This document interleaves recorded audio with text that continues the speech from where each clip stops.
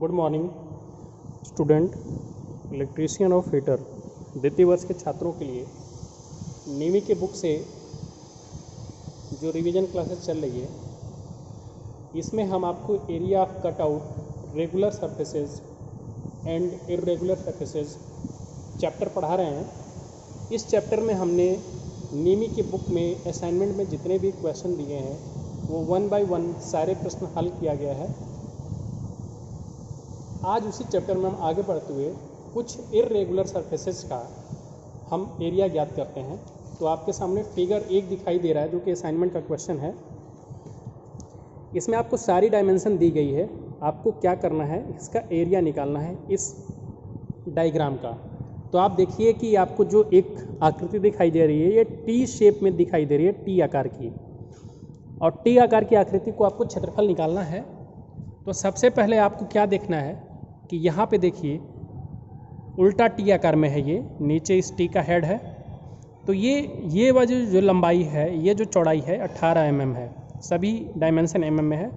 ये 18 mm है, ये 10 mm है, और ये पूरा जो है यहाँ से लेकर के यहाँ तक 100 mm है। तो क्या मैं इतना बोल सकता हूँ कि यहाँ से लेकर के यहाँ तक 90 mm होगा? समझ में आ रही है बात? क्योंकि यहाँ से पूरे टॉप से लेकर के यहाँ से लेकर के यहाँ तक 100 mm है, और केवल ये और ये 10 mm है। तो 100 में से 10 घटा देंगे तो यहाँ से लेकर के यहाँ तक हमें पता चल जाएगा, जो कि 90 mm आ रहा है।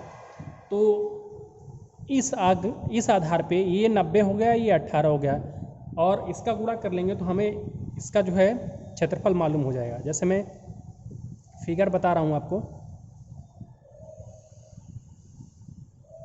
यही शेप है। टी कैसे बनता है, एक तो आपको ये चाहिए, ठीक ना। तो आपको बताया क्या गया है कि ये जो है, ये वाला कितना है, ये बीच में जो है आपका 18 mm है। कितनी है? 18 mm। और आपको मालूम होना चाहिए कि जो टी बना हुआ है, इस पूरे कालम पे, आयताकार कालम पे एक और आयताकार कालम इस तरह से लगा दिया गया है, इसी को टी बोलते हैं। तो यहाँ से ले कर के पूरे यहाँ तक की जो ऊंचाई है वो कितनी है? 100 mm है। और ये जो ऊंचाई है वो कितनी है? 10 mm है। 10 mm। तो अगर ये पूरा 100 है और ये 10 है, तो हमें ये पता चल गया कि ये जो है ये 90 mm होगा, यहाँ से यहाँ तक। तो इस टी आकार के लिए, इतने के लिए हम क्षेत्रफल, इसको हम 1 मान लेते हैं और इसको 2 मान लेते हैं। तो आकृति 1 का जो क्षेत्रफल होगा,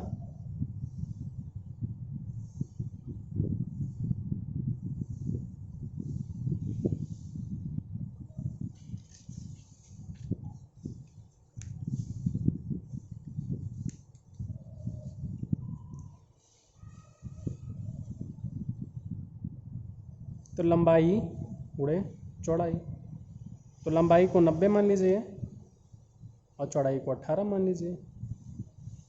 तो गुणा कर लीजिए। 18 दहा में 180 होता है, 180 में से 18 कम कर देंगे। 18 का पाड़ा 9 बार पढ़ना है।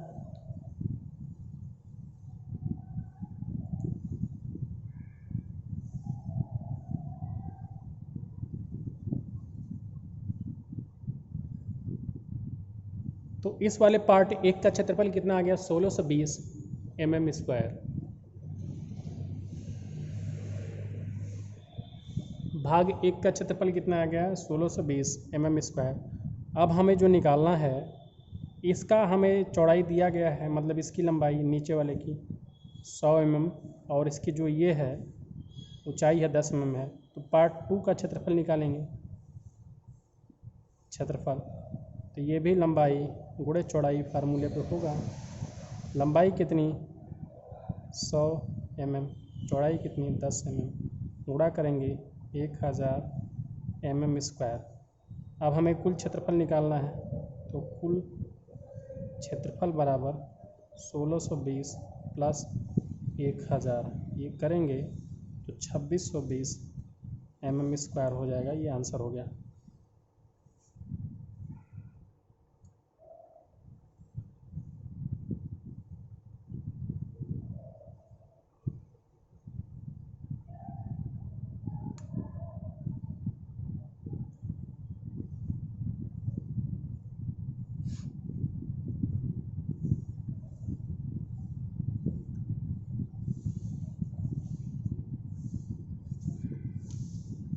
सेकंड क्वेश्चन आप ये देखिए, एक यू आकार की आकृति है, इसका क्षेत्रफल ज्ञात करना है। कैसे ज्ञात होगा?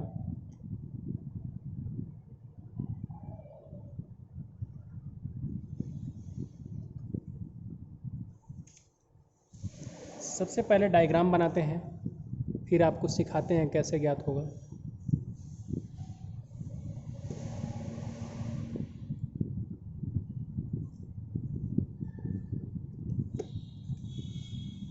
तो डायग्राम देखिए आप ज़रा।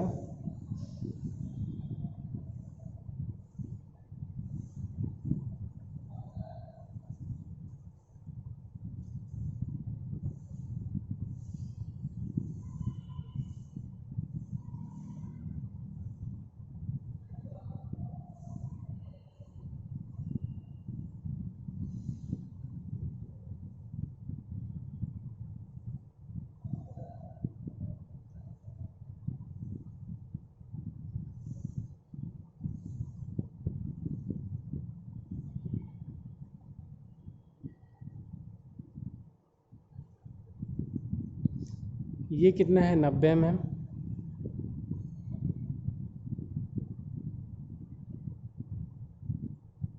ये कितना है आपका? 25। और ये भी कितना है? 25।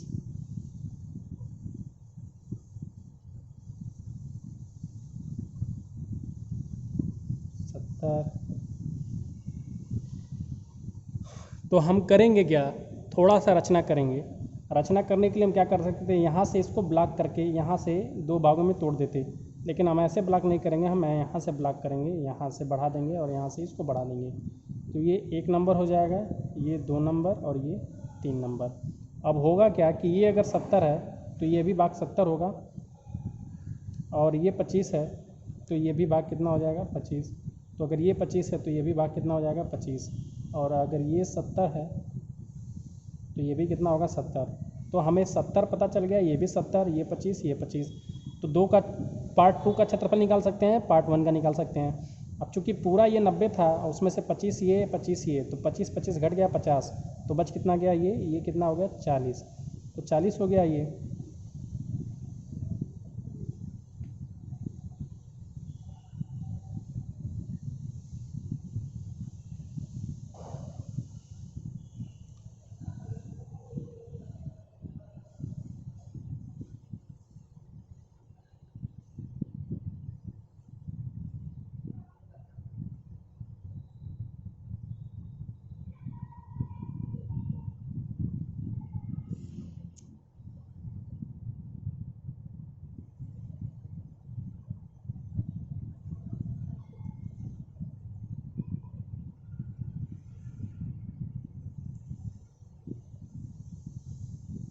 तो पार्ट 1 का क्षेत्रफल निकालते हैं। 1 का क्षेत्रफल बराबर लंबाई गुणे चौड़ाई।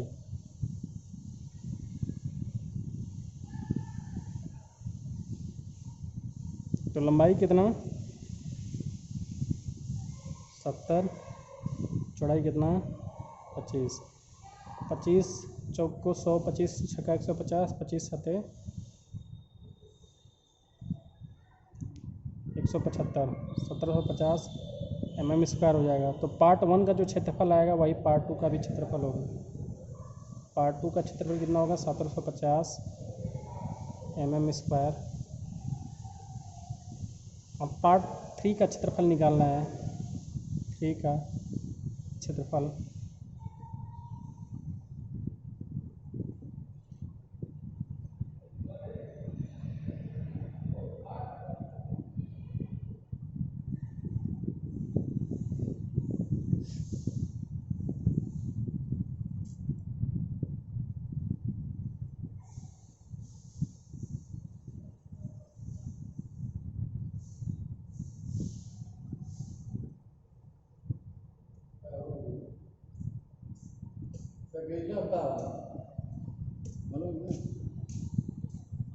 तो यहाँ से थोड़ा सा इसमें डेटा मिस प्रिंट है। आपको ये ऊंचाई यहाँ से यहाँ तक की देनी चाहिए थी, लेकिन प्रश्न में दिया नहीं गया है, तो इसको मैं मान लेता हूँ अपने आप से कि 10 है ये। तो अगर इसको हम 10 मान लेते हैं तो आपका ये क्षेत्रफल निकाल आएगा 40 गुणे 10 से। तो 3 का क्षेत्रफल कितना हो जाएगा, 40 गुणे 10 बराबर कितना हो जाएगा, 400 mm²। अब पार्ट 1, पार्ट 2 और पार्ट 3 तीनों क्षेत्रफल को जोड़ देंगे तो इस पूरे ये जो इरेगुलर आकृति दिखाई दे रही है उसका क्षेत्रफल मालूम हो जाएगा। तो 1750 और 1750 जोड़ेंगे तो आपका 1750 पार्ट 1 का क्षेत्रफल, 1750 पार्ट 2 का, और 400 ये जोड़ दीजिए। 0 5 10 1 7 7 14 4 18 1 19 9 हासिल 1 1 1 2 1 3।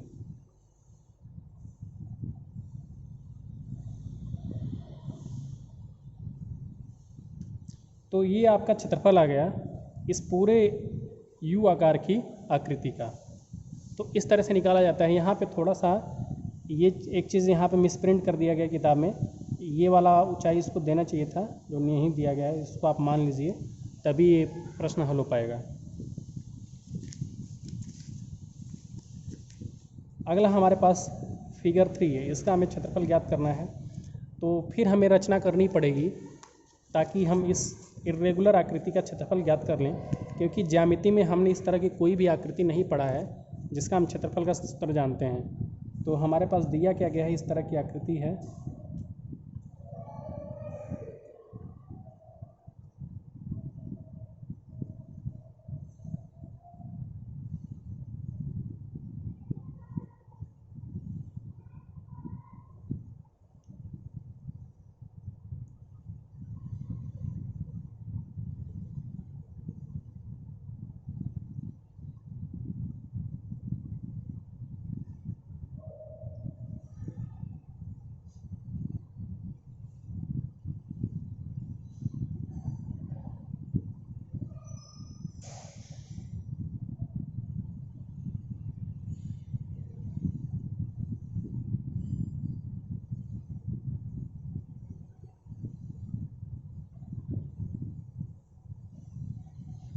तो हमें इस पार्ट का क्षेत्रफल निकालना है जो मैंने छायांकित कर दिया है। तो क्षेत्रफल कैसे निकलेगा, सबसे पहले हम इसको पूरा एक आयताकार टुकड़ा मान लेते और 36 गुणा 39 करके क्षेत्रफल निकाल लेते।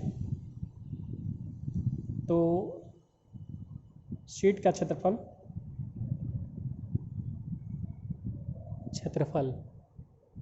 बराबर होगा लंबाई गुणे चौड़ाई, तो 36 गुणे 48 कर लेंगे। तो 8 छक्का 48,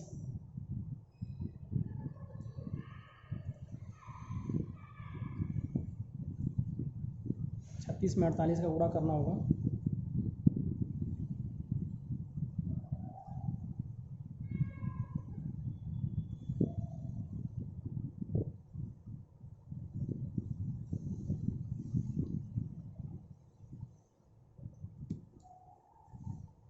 ना होगा 1728 mm²। उसमें से ये वाला क्षेत्रफल माइनस करना है जो वृत्तखंड है। तो ये 90 डिग्री के कोण पे काटा गया होगा, ठीक। तो इसका हमें क्षेत्रफल निकाल लेना है। तो ये कैसे निकलेगा, थीटा बटे में 360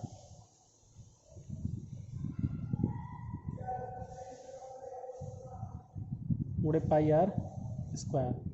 तो थीटा कितना है, 90 बटे में 360 गुणे पाई का मान 3.14 गुणे आर का मान 18 का वर्ग। तो 1/4 गुणे 3.16 गुणे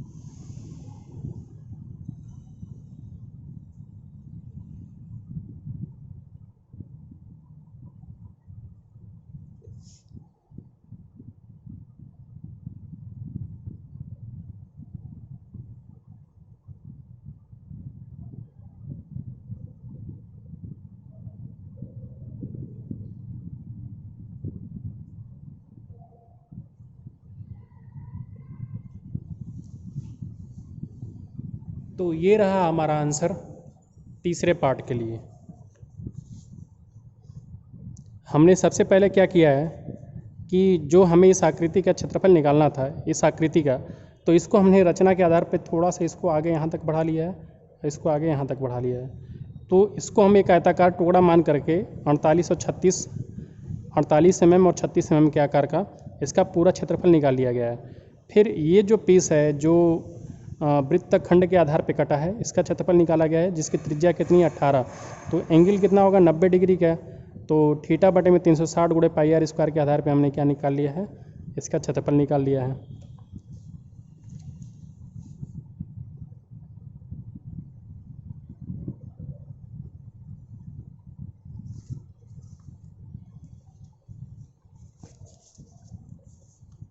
तो सबसे पहले जब सीट का क्षेत्रफल निकाला तो 36 गुणे 48 किया है, तो कितना आया 1728 mm का स्क्वायर आ गया है।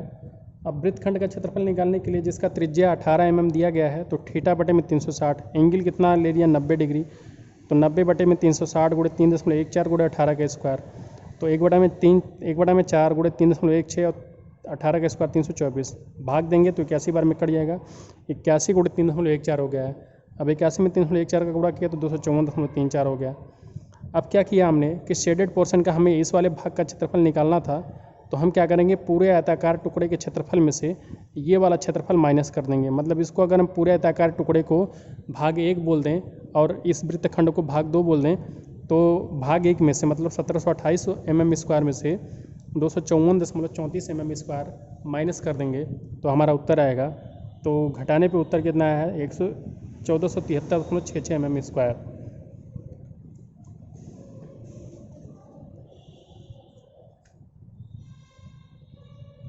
तो आज के लिए इस वीडियो में इतना ही। कल आपको और प्रश्न कराए जाएंगे। तो वीडियो देखने के लिए आपको धन्यवाद।